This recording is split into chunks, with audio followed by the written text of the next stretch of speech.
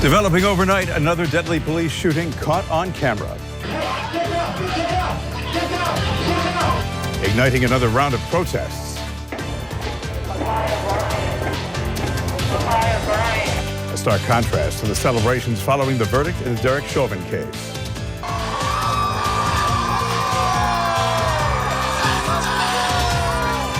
Former cop, now a convicted killer.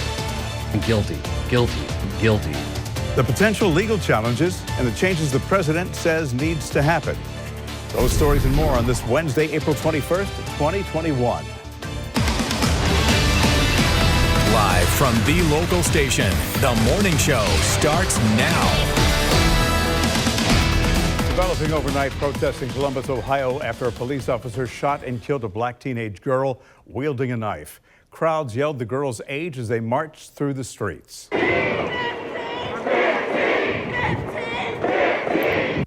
They're yelling 15. Good morning. The shooting happened just minutes before the verdict was read in Derek Chauvin's trial, raising new questions about law enforcement and race. Now, there are key differences in this shooting and the murder of George Floyd. Specifically, in this case, the teen was armed and appeared to be threatening others. The Columbus Police Department quickly released body camera footage of the shooting, which appears to show the teenager trying to stab two people with a knife. The original clip is only 10 seconds, but we've slowed it down to give you a closer look at what happened outside that home. It shows the teenager push someone to the ground as the officer walks up. The officer tells her several times to get down. That's when the teen pushes another girl against a car with a knife in her other hand. The officer fired his gun 4 times. And we stopped the video, as you can see there. But a black-handled kitchen knife can be seen next to the teen after she falls on the ground. Family members argue she dropped it before she was shot. She was a good kid. She was loving. Yeah, she had issues, but that's okay. She deserved to die like a dog on the street, okay? The teenager has been identified as 16-year-old Makia Bryant, who was in foster care at the house where the shooting happened.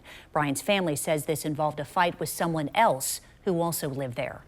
Both the police department's interim chief and the city's mayor defended the officer's actions, but they say it does not make the situation any less tragic. It's a tragic day in the city of Columbus. Horrible, heartbreaking situation.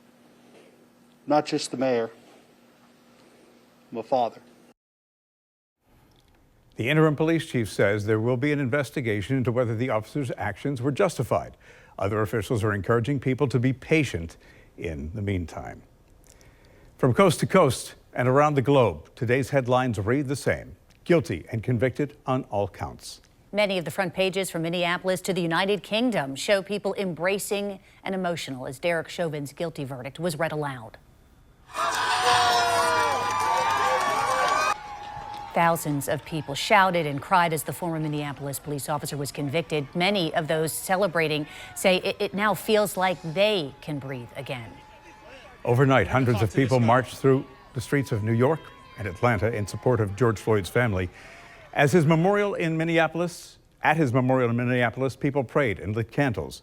His cousin says she is hopeful this will lead to change. I'm pleased that I know that change is here. And police are going to start to be held accountable. You know, it's not going to be swept up underneath the rug like it normally used to be. So my spirit is freer. Chauvin was found guilty of second-degree murder, third-degree murder, and manslaughter nearly a year after he kneeled on Floyd's neck for nearly 9.5 minutes. It's something Floyd's family says they know would not have been possible had it not been for the young girl who filmed his last moments alive. The sad thing is that if it wasn't been for that 17-year-old girl, Darnella, it would have been another black man that was killed by the police, his own fault, and they would have said, oh, it was drugs, oh, it was this. And we would never have a story. We wouldn't be here today talking. Daryl Forges is in Minneapolis this morning, where the atmosphere is much different this morning. Daryl, good morning. Good morning. Derek Chauvin waking up behind bars today after being convicted of all 3 charges against him. Now, I can tell you, here in the Twin Cities, the atmosphere has changed drastically as many, including George Floyd's family, are breathing a big sigh of relief. Unintentional second-degree murder, third-degree murder, second-degree manslaughter. The verdict heard around the world. Guilty, guilty, guilty. Derek Chauvin looking on, hearing the word guilty on all 3 charges, then taken away in handcuffs. Outside the courtroom, hugs, tears, and emotions pouring out. George Floyd! George Floyd! Many taking to the streets to celebrate the verdict. After a summer of protests, some believe their calls for justice are finally being heard. This is going to be the first in a future of change. I promise you that. President Joe Biden also hailing the jury's decision. No one should be above the law. And today's verdict sends that message. Calling George Floyd's family to share the moment. I think a John is coming. My dad is going to change the world. He's going to start to change it now. Say his name, George Floyd. The Floyd family overjoyed and emotional after the verdict. Oh man, so many emotions right now. Philonise Floyd says justice prevailed, but there is still more work to be done. Today has been an occasion where people can celebrate, but tomorrow it's back to business. And I can't imagine the wave of emotions the Floyd family has gone through in this past year. Now, for Derek Chauvin, he will be sentenced in about 8 weeks from now, and he could face between 12 and a half to 40 years in prison. Live in Minneapolis, I'm Daryl Forges. Thank you, Daryl. And as he mentioned, that maximum charge of the most serious conviction is 40 years. But as a first offender, his sentence on that charge is expected to be less. He faces 12 and a half years in prison under sentencing guidelines.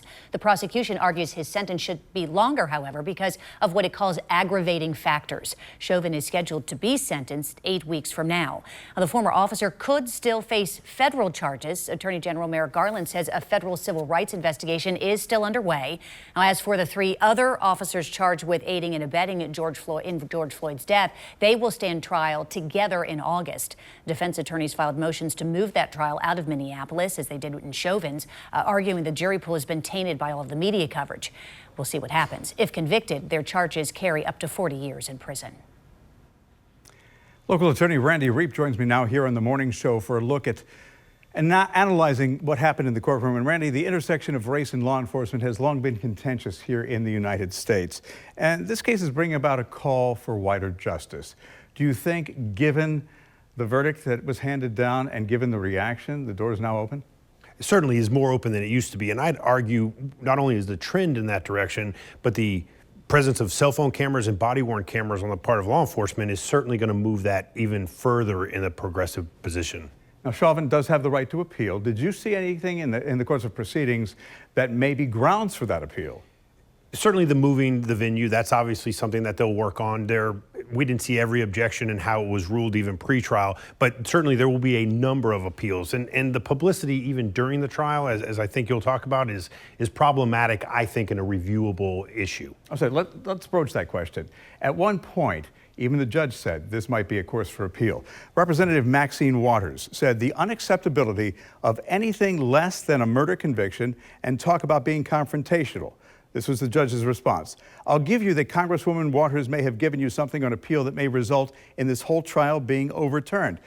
Can anything come of that? I think absolutely. I mean, it's very problematic. You have to think of community leaders in their leadership position. Those are actually calls for people to do things by their elected leaders. This wasn't explaining how the process works or trying to inform people of what is going on. This was calling for an action in the middle of a deliberation. And I think uniformly in the legal world, that's not something that's particularly helpful to the non-prejudicial effect of a trial. Now, during the course of the prosecution's offering its side of the story, much was made of Chauvin's indifference when he was kneeling on George Floyd's back and neck for more than 9 minutes. And even during the course of the trial, he seemed to be indifferent. And it was really hard to tell because he was wearing a mask, so you couldn't see some of his emotional reaction. It didn't appear that he had much emotional reaction during the reading of the verdict. So that said, would you have put him on the stand? Because it would have been his chance to take the mask off and maybe gain some sympathy from the jury. I'm a defense practitioner, and that moment to put a defendant on the stand is his call, but to do it is wrought with great danger. And what we're going to talk about later is the aggravating factors might have been enhanced by hearing his explanation of things. So I think letting the evidence lie, I certainly wouldn't find fault with making the state prove their case without him testifying. And his indifference is something the jury instruction says you can't give him any credit to that one way or the other for his lack of testifying. And as far as the sentence that may be handed down in about 8 weeks or perhaps longer, depending what happens, there's something that they use in Minnesota called Blakely evidence. So they would use the most stringent charge as a guideline, which would be 12 and a half years if that comes into play. The judge does have the latitude to go ahead and impose a lengthier sentence. Where might this fall? So that to get there, the presumptive sentence, as they call it in Minnesota's peers, 12 and a half years, up to 40 years. There's mitigating and aggravating factors, and there's 3 aggravating factors that are going to be brought forward. What's very interesting is Chauvin had the right to have the jury find those beyond a reasonable doubt. He waived that and left it up to the judge, and that's probably interesting. You and I were talking off about how long the deliberations were. I think it was clear the jury had found what they needed to find on Chauvin. I think he's hoping to get a better answer from the judge on those aggravating factors and rely on the fact that he has no criminal history to be closer to that presumptive sentence.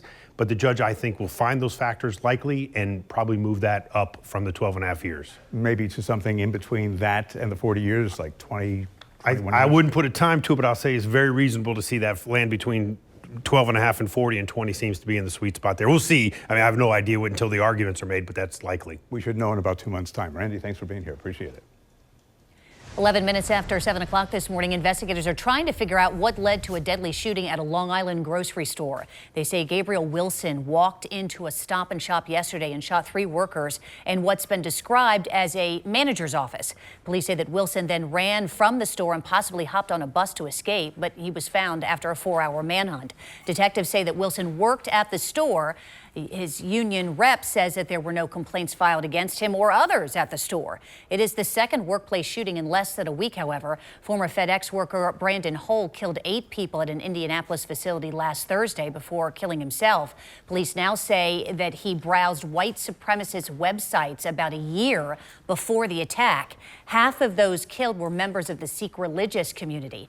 In March 2020, police seized a gun from him after his parents asked them to intervene because of suicide thoughts. He was sent to a local hospital for a mental health assessment. But months after psychiatric detention, he legally bought 2 semi-automatic rifles. The European Union's top drug regulator says that there is a possible link between Johnson & Johnson's single-dose COVID-19 vaccine and rare blood clots. It says the benefits still, however, outweigh the risks. The ruling could be an indicator of what a CDC advisory committee will decide when it meets about the vaccine Friday. Committee is expected to decide whether to restart use of the Johnson & Johnson shot or restrict it to possibly just men or certain age groups. The FDA paused doses last week over concerns about the rare blood clots. The European Medicines Agency highlighted the rarity of the condition in its decision to continue use. It looked at 8 confirmed cases in 7 women and 1 man. That's out of more than 7 million people who received the Johnson & Johnson shot here in the United States. Melanie's joining us now. Mel, President Biden will release more information about COVID-19 and the country's response to it. Yeah, and they wanted to try to get this back on the market soon if they could. As far as that J&J vaccine, they said as quickly as possible. But all of that comes just days after the U.S. passed the goal of delivering 200 million doses within Biden's first 100 days in office. Millions of people are getting that shot every day, but it will not be enough right now with more and more kids testing positive. More people in the United States are being vaccinated every single day at an accelerated pace. That's the good news. The bad news: cases and hospitalizations are increasing in some areas of the country. But you wouldn't know it based on a recent poll that shows people are getting more lax about public health measures. 53% said they went to visit family or friends in the last week. 48% said they went out to eat. 63% said they wore a mask the entire time they were away from home. That is the lowest, though, since July. Health experts say they get it. Just like all of you, I want to get back to doing the things I love.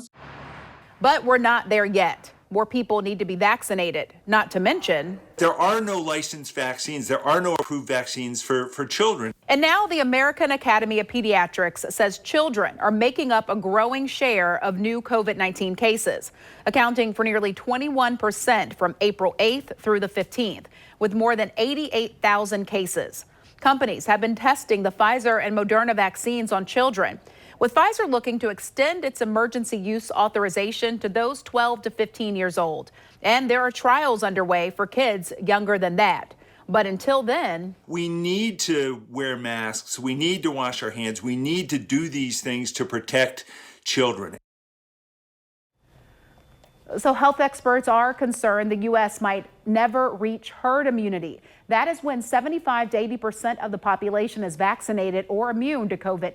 More than half of adults in the U.S. have received at least one dose of the vaccine, but interest, as we see by fewer people getting vaccinated, is dropping. Thanks, Mel. Queen Elizabeth turns 95 today, but her celebration, well, is going to be different this year for a number of reasons. Well, that's because certainly of COVID-19 and also the recent death of her husband. The Queen is expected to spend some time with a small group of family members. Due to Philip's passing, a new birthday portrait will not be released to the public. The traditional gun salutes will also not happen for the second year in a row. But like in previous years, tributes on social media are likely to occur. She is the oldest reigning monarch of the United Kingdom and 15 other Commonwealth realms.